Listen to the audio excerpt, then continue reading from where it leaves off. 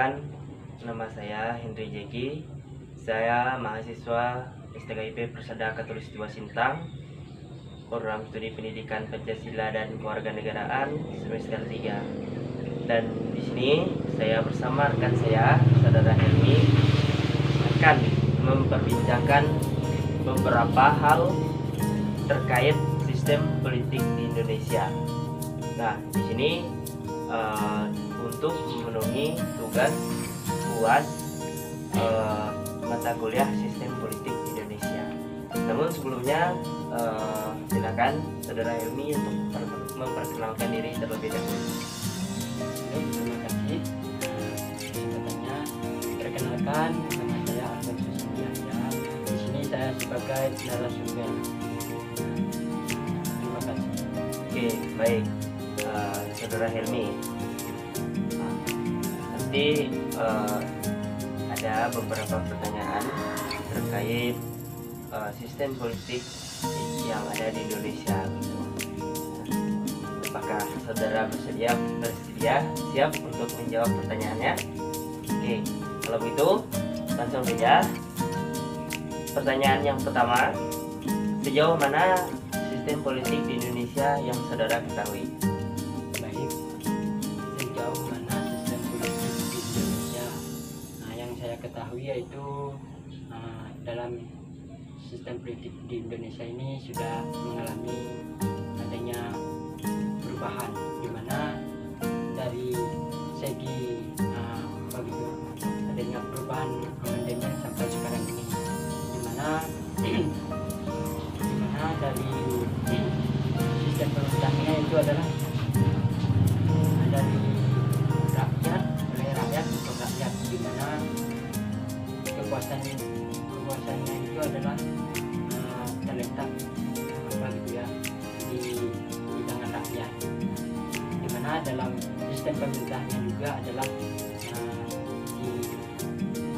dipegang oleh adanya kepala negara, itu adalah presiden. Nah, itu adalah dari sistem politik di Indonesia. Serta ada juga dalam sistem politik di Indonesia ini adanya perubahan-perubahan yang lainnya, seperti banyaknya pembangunan serta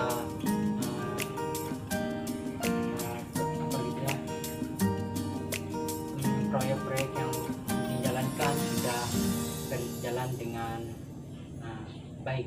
Nah, itu adalah bagian juga dari sistem politik di Indonesia. Ya,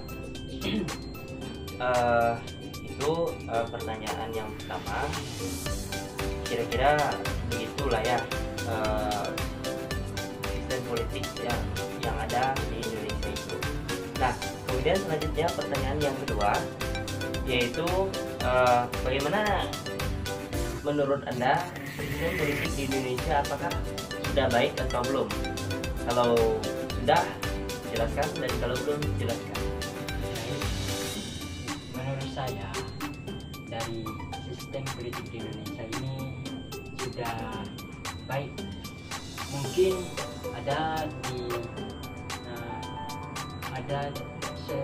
orang-orang sekitar ataupun orang-orang lain mengatakan ada yang benar. Nah, itu kalau menurut saya baik, karena dalam sistem pemerintahan di Indonesia sudah berjalan dengan baik. Contohnya dari pemerintahannya, baik itu di bidang eksekutif, administratif, dan yudikatifnya.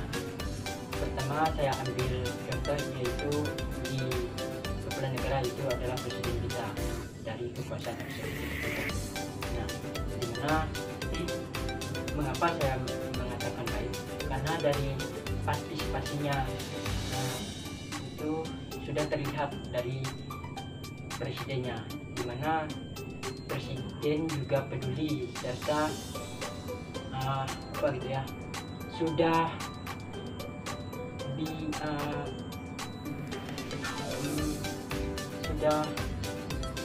bisa menjalankan tugasnya, serta dia peduli ikut serta dalam adanya bencana banjir itu, contohnya di Sintang ini, sampai presiden sampai berkunjung di sini. Nah, yaitu kunjungnya itu adalah kunjungan kerja. Nah, itu adalah salah satu baik menurut saya, salah satu kewajibannya itu baik, dimana presiden itu adalah sebagai presiden yang kita harus mengayomi masyarakatnya, warganya, serta daerah-daerahnya juga, serta wilayahnya. Nah, itu adalah salah satu sistem politik yang menurut saya baik. Begitu juga dengan menteri-menterinya, dari menteri sosial. Nah, itu menteri itu sudah datang juga ke sini serta memberikan suatu bantuan, serta dari adanya Provinsi Kalimantan Barat serta memberikan suatu bantuan baik berupa sembako, berupa makanan-makanan yang pokok. Nah, itu adalah bagian dari salah satu sistem politik yang baik. Begitu juga dengan anggota-anggota pemerintahan yang lainnya. Oke, terima kasih ya Saudara Helmi. Jawabannya cukup menarik begitu ya, yang mana sistem politik di Indonesia ini sudah berjalan dengan baik gitu. Nah, selanjutnya pertanyaan yang ketiga, apa saja partisipasi politik yang Anda ketahui? Baik. Yang dimaksud dengan partisipasi politik di sini yaitu adalah keterlibatan warga serta ataupun masyarakat dalam ikut serta dalam adanya musyawarah, adanya mengenai tujuan ataupun kebijakan-kebijakan yang ingin dibahas atau ingin dimusyawarahkan. Nah, itu adalah salah satu partisipasi politik, salah satu keikutsertaan kita, keterlibatan kita sebagai masyarakat. Nah, begitu juga dengan pemerintahannya juga. Terima kasih. Ya, itu saja sekilas jawaban dari Saudara Helmi tentang partisipasi politik yang ada di Indonesia. Ya, partisipasi politik yang ada di Indonesia tentu saja sangat banyak ya, begitu.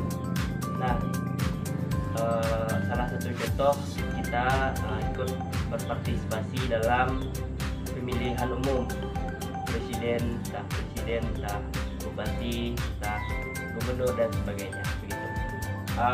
Yang selanjutnya, pertanyaan yang selanjutnya, jelaskan menurut Anda suprastruktur dan infrastruktur politik di Indonesia. Baik. Menurut saya suprastruktur dan infrastruktur, pertama saya jelaskan yaitu suprastruktur. Suprastruktur itu adalah suatu lembaga-lembaga atau suatu organisasi yang tercakup di dalamnya, di mana dalam suatu lembaga-lembaga itu adalah adanya eksekutif, legislatif dan yudikatif, di mana di situ adanya peranan presiden, DPR, MPR, MA, MK, KD, serta DPD. Nah, itu adalah bagian dari infrastruktur. Yang kedua itu adalah infrastruktur. Itu adanya suatu, menurut saya adanya suatu pembangunan atau suatu alat atau suatu subjek. Itu adalah sebagai pelengkap untuk dalam adanya melakukan suatu tugas dan tujuan pemerintah dalam melakukan Indonesia. Nah, itu adalah salah satu dari infrastruktur tersebut. dapat kita simpulkan juga yang ini suprastruktur dan infrastruktur dapat dijalankan dengan baik, dapat bekerja sama. Nah, mengapa dikatakan dimana karena tidak adanya suprastruktur itu, siapa yang menjalankan infrastruktur itu? Nah, begitu pula juga sebaliknya dengan infrastruktur. Karena tidak ada infrastruktur, bagaimana pemerintah ini bisa menjalankannya kalau tidak ada tujuan atau tidak adanya suatu alat-alat yang ingin dikerjakan, yang ingin tujuan untuk memajukan Indonesia ini. Ya, itu saja sekilas pertanyaan dari saya berkenaan dengan supra sama infra, yang mana supra ini bisa dikatakan sebagai objek dan infra ini dikatakan sebagai subjek, begitu. Nah, namun pertanyaan yang terakhir ini ya, apa saja fungsi politik di Indonesia yang akan ketahui? Baik, salah satu fungsi yang dimaksud dengan fungsi politik di Indonesia itu adalah salah satu tujuan, salah satu strategi dalam untuk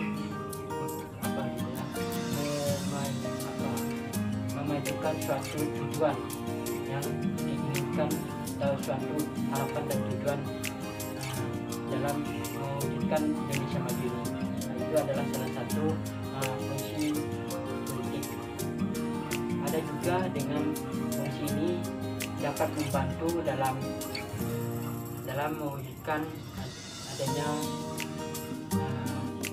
untuk mengembangkan suatu tujuan negara kita itu Indonesia.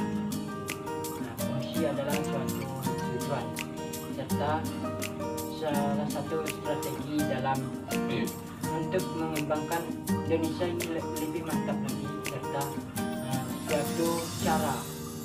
Nah, itu adalah suatu dari adanya fungsi politik dapat pada intinya itu adalah suatu tujuan atau suatu strategi dalam mewujudkan Indonesia. Ya, sekian ya hasil perbincangan bersama rekan saya, saudara ini ya. Mungkin hanya sekian perbincangan hari ini ya. Terima kasih banyak kepada saudara Helmi yang telah memberikan waktunya sedikit ya untuk saya untuk menyelesaikan tugas luas ini gitu ya.